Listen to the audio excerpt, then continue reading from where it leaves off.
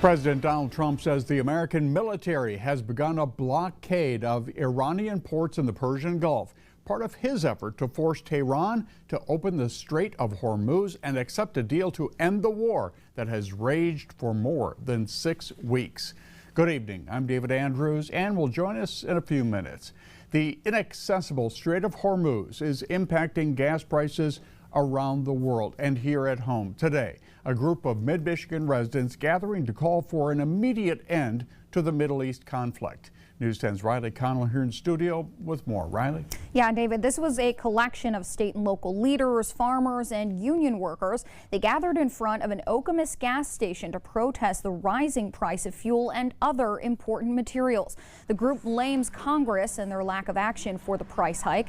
They're calling on Representative Tom Barrett and his colleagues to vote for an end to the war. With the Strait of Hormuz completely blocked, the shipping of fuel and materials that make fertilizer is at a standstill. One Mid-Michigan farmer says he cannot afford the pinch. Since this war of choice with Iran was started, nitrogen fertilizer costs are up 40%. 40%. So when we were already looking at a situation where we were like hoping to scrape by, it's looking like another year to be in the red. And just hours later, Congressman Tom Barrett joined U.S. Agriculture Secretary Brooke Rollins at a Michigan State University dairy barn to discuss the USDA's investment in Michigan farmers.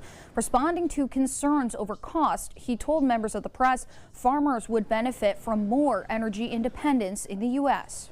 Increasing our own self-reliance, producing our own products here in this own country so that we can really take ownership of ourselves and have that front to back security for agriculture that leads to food security, which, as we pointed out from the very beginning, is a national security interest of ours. So, Secretary Rollins added, although farmers are facing challenges in the short term, the U.S. has an abundance of fertilizer and there will not be a shortage.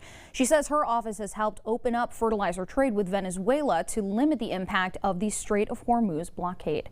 David, back to you. All right, Riley, thank you. Now, in closing the strait, President Trump also said any Iranian attack boats would be, quote, eliminated if they come near U.S. Navy ships.